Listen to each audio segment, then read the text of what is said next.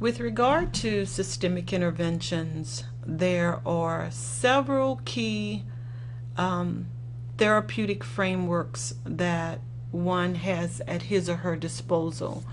And the first is family structure. It's family sculpture.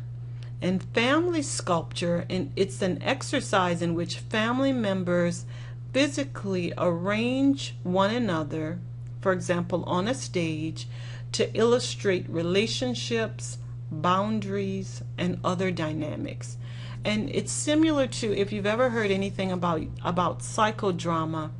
Psychodrama in therapy, it's a way by which you can organize, you can put people on a continuum, you can form cliques and triads or dyads that might exist in the family.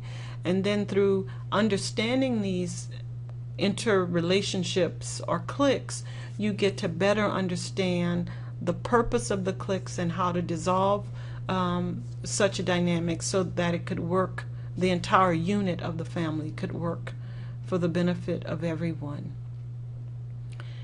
There's also a strategy known as intensification. Through the process of intensification, it's a way of increasing affect or feeling within or between relationships to cause the family to react to the situation. And so as the therapist, there are times when you want to intensify some of the issues. It's almost like with a diamond. It's the pressure that makes the diamond, and it's through the intensification process that you're able to really hone in on exactly what the problems are in order for positive outcomes to be reached. And so intensification is applying the right amount of pressure so that the family members react in the situation, which through the reactions you're able to bring about some positive resolutions to overcome some of the negative dynamics that exist. So the therapist would just sit with the family once this intensification has occurred, allowing the family to sit through it, to understand different persons' points of views and perspectives, and understand how each person can contribute to the betterment of the whole rather than to their own self-serving goals and values. Confrontation is an intervention that seeks to draw attention to details, responsibilities, or actions that affect the family system, but that are also being mutually denied or ignored by the system. So it's really bringing attention to issues. It's causing family members to look at issues, to address issues, to take responsibility, to own their part in whatever the dysfunctionalities are within the family system. This is a very important process. Sometimes people experience problems. Some of my novice therapists, they sometimes have problems with confrontation, confronting the client or clients on certain kinds of behavior. But two things come to mind when I think of persons that have problems with confrontation. Number one, we do our clients a disservice when we fail to bring attention to issues that they may be overlooking or primary things that they're doing that are enhancing problems. So as therapists, we have a responsibility to draw attention to issues and to force family members to take actions to benefit the entire system. The other thing that's really important to understand about confrontation is that it's not so much what you say, but how you go about saying it, how you go about bringing about peace, how you go about getting clients to take a look at issues that they would prefer not to look at, things that they are in denial about. It's the way in which you bring this information to light that can be beneficial or detrimental to the client. So what I do with working with my students is that I help them to understand, or the counselors that are in practice under my leadership, I help them to understand that it's not so much the confrontation that is a problem It's our methods of confronting, the ways in which we go about bringing things to the client's perspective.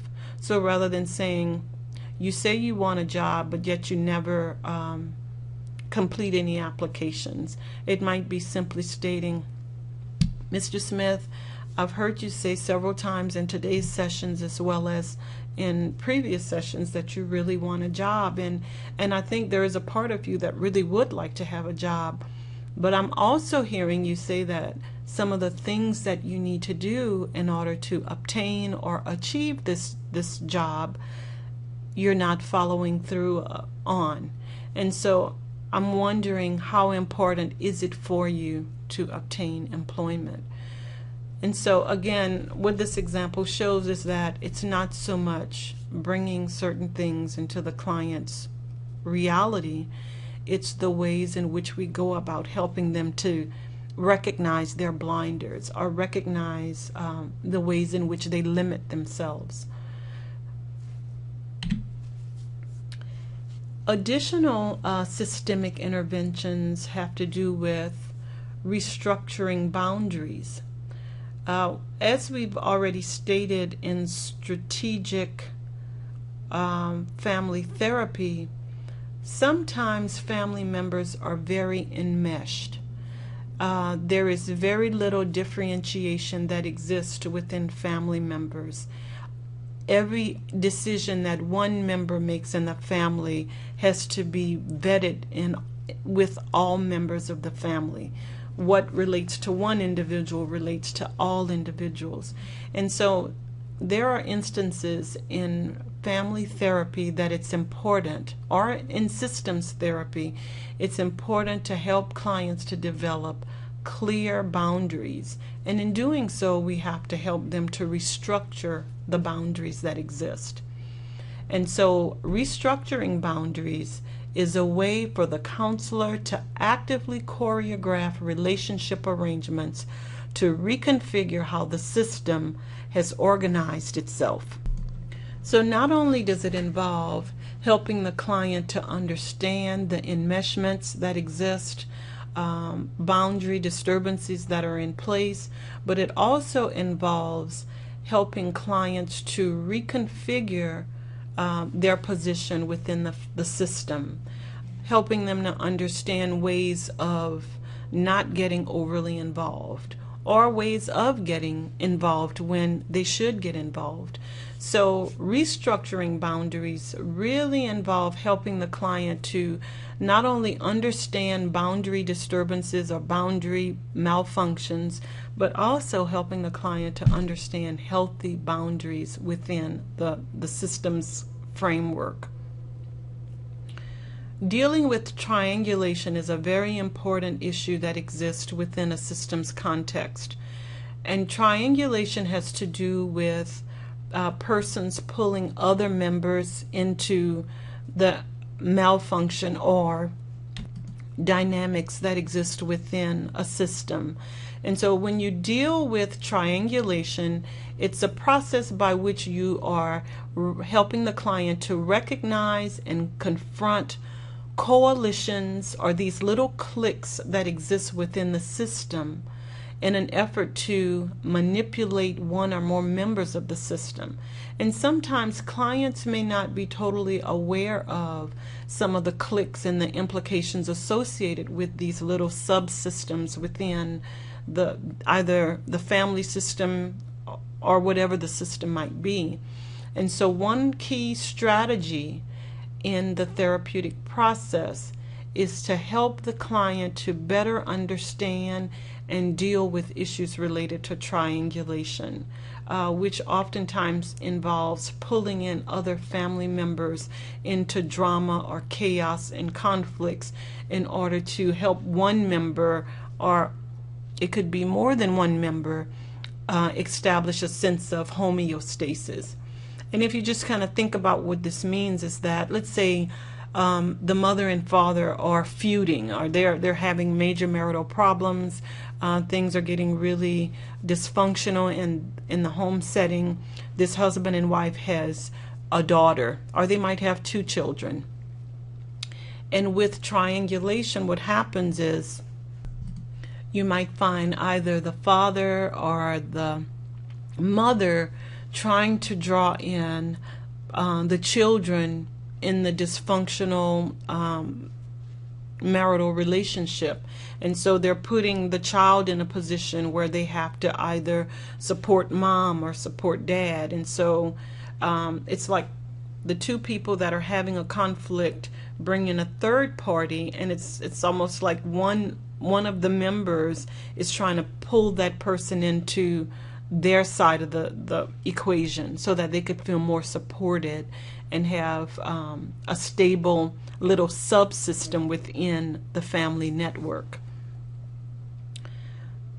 Reframing is another systemic intervention, and it's a cognitive intervention that presents a situation, a relationship, or an action as a constructive alternative to the way in which the family members have been viewing it. And so rather than a person seeing issues from their point of view, their point of reference, reframing is a tool that's used by clinicians whereby they allow the person or the client, consumer, to explore issues from other person's point of view, other person's vantage point. And it's through this enlightenment that they have a better understanding of what other people are feeling rather than just focusing on their own feelings. And so reframing as a clinician is helping the client to reframe their thinking or reframe their actions or the actions of others with hopes of arriving at a more productive, positive stance with regard to either the relationship, the situation, or the action. Giving directions or directives are very important in working with clients from a systemic intervention perspective, and it provides instruction or assignment by the counselor for family members within the family systems in terms of ways they must behave or react. And these are different ways of behaving that are different from the normal ways of reacting. So as the clinician, you are helping the client to identify more pro-social, productive ways of behaving and interacting with each other. And oftentimes it's getting clients to try on behaviors that they've never tried on before. And so you might give clients the directive that when an argument arises between the two of you, rather than pulling your daughter into the conflict, figure out ways that you and your husband could address the issues without pulling the children into it. So with giving directives, it provides an instruction or assignment by the counselor for family members within the system in terms of ways of behaving or reacting that's different to the ways in which they typically behave. And these are directives that usually take place outside of the therapeutic context. So it might occur within the home environment or within the work environment. A paradox is the presentation of contradictory conditions or actions that leads the client or the family to move beyond seemingly immovable situations. And I find this paradoxical intervention to be most interesting. But what it would entail is if you have a husband and wife that is coming in for therapy, and as a family systems therapist or systemic interventionist, you might say to the clients, so that let's say the clients come in and they're saying, you know what, we're constantly arguing, everything becomes an argument, and I'm sick of it. We can't ever have a good evening because it always snowballs into a major fight. And so as the therapist or the counselor, you would give them the assignment of arguing within a specific time frame. So you'd say, well, Jennifer and Michael, what I'd like for you to do, especially because it seems like routinely there are these arguments that exist within the home that disrupts the homeostasis, I'd like for you to argue between the hours of 5 to 7. I want you to use that specific time to argue with each other. And if an argument doesn't come up naturally, I want you to create an argument. And what this intervention does is it forces people to do just the opposite. Rather than arguing, they find that they have nothing to argue about, or those issues that they would have argued about is not as significant as they once were. And so in systemic interventions, paradoxical interventions is an opportunity to suggest that the clients involve themselves in contradictory conditions or actions that lead to the client moving beyond where they currently are. So for in the example I just mentioned, it would suggest encouraging them to argue with each other in a block of time. System prescription. This systemic intervention involves the application of paradoxical conditions that help or cause the system or family members to act at a different level of functioning. And so let's say within the family system, one of the members of the family members would say, you know, Dad is always grumpy. He comes from work, and it seems like he's as nice as he can be at work, and as soon as he comes home, he is always so grumpy. He kicks the dog, he yells at me and my brother, he doesn't have a kind word to say to Mom. And so as the clinician using the symptom prescription, you say to the dad, you say, James, hearing the family, it sounds like coming home from work they dread having you come home from work because of the chaos that ensues once you're there.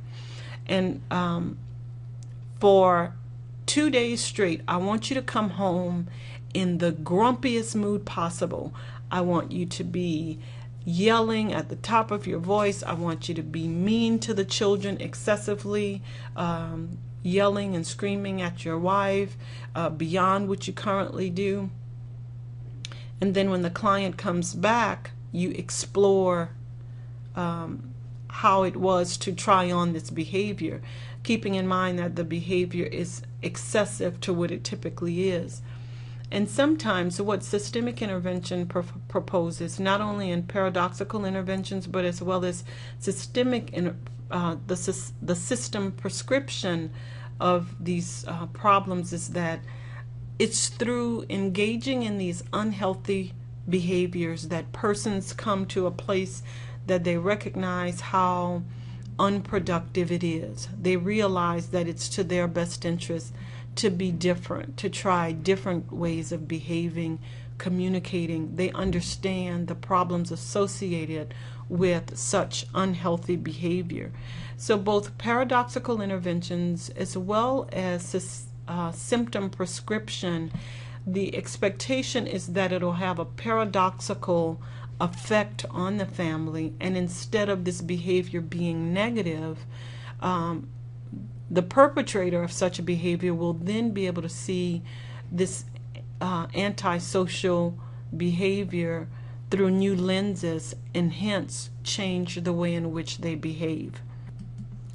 So thus far we've talked about an array of very important issues regarding systemic interventions. We've reviewed some of the most salient intervention techniques that are used.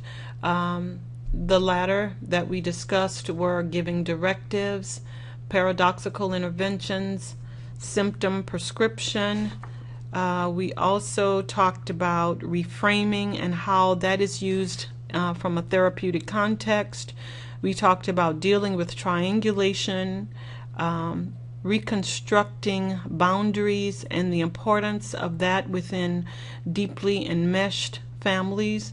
We also talked about confrontation intensification, and family sculpturing. Basically, we covered a lot of really important issues and techniques with regard to systems interventions. I believe that systems interventions is most relevant when you're working in within a family. That's when systems interventions are most relevant.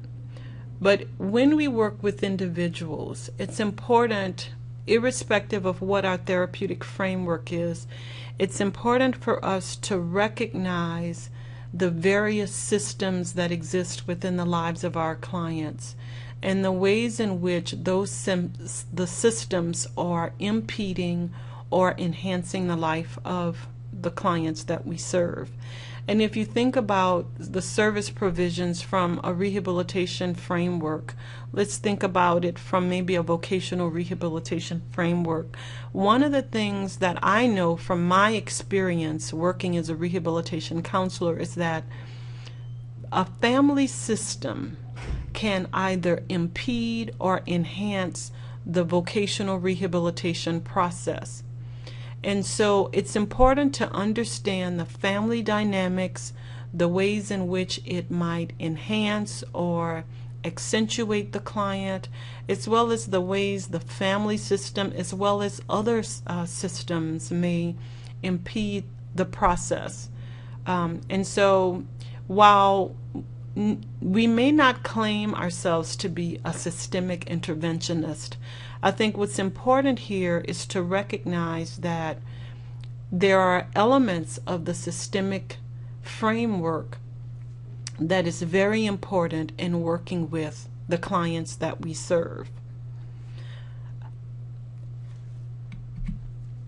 Thus far, we've talked about interventions from 4 intervention perspectives.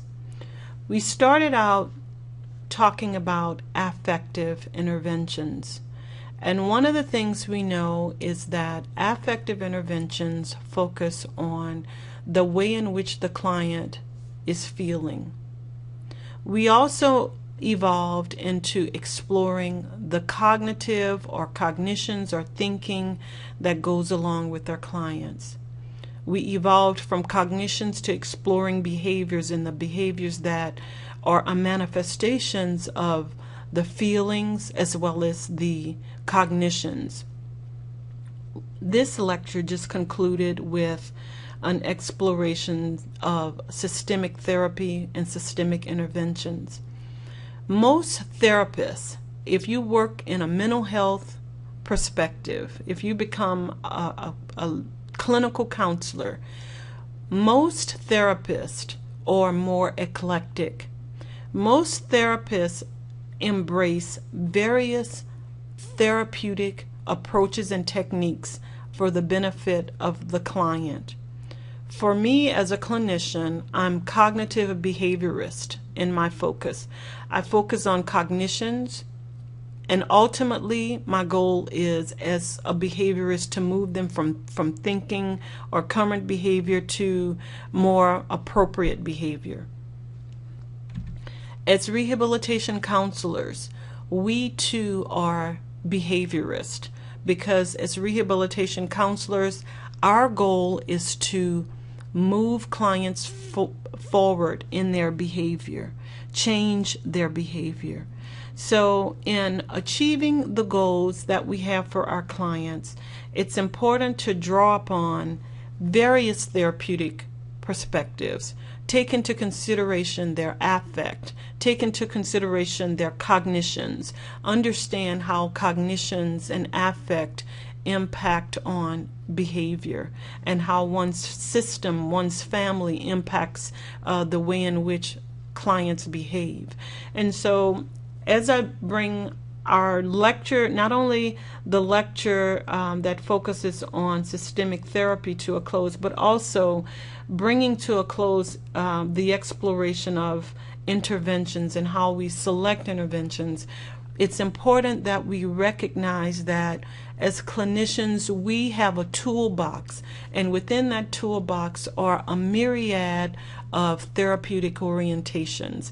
There are affective interventions, there are cognitive interventions, behavioral interventions, systemic interventions. There are various theorists that shape our thinking. There's Gestalt therapy with the empty chair technique. There's Albert Ellis that provides the ABC model that helps us to understand the way we take a situation or an antecedent. We have cognitions, our beliefs, and it translates into our behaviors. And so it's important that we conceptualize this information, and when we work with clients, that we draw upon the various assortments of interventions to work to the good of our clients. One therapeutic framework doesn't do it all. I'm a firm believer in it. Even research shows that most counselors are eclectic in their approach. While I'm rooted in cognitive behavioral therapy, I'm very eclectic in that I borrow from other therapeutic orientations for the good of our clients. We understand that clients are unique individuals. They present with unique barriers and problems, and there is no one size fit all. And in keeping with that, we recognize that we have to borrow from an array of therapeutic orientations, whether it be affective, cognitive, behavioral, systems, or all of the above. So I hope that you gleaned a lot of invaluable information from the various theoretical frameworks that we've discussed. Our next lecture will focus on the planning as well as the introduction of termination and follow-up to the counseling process. Thank you for your time and attention.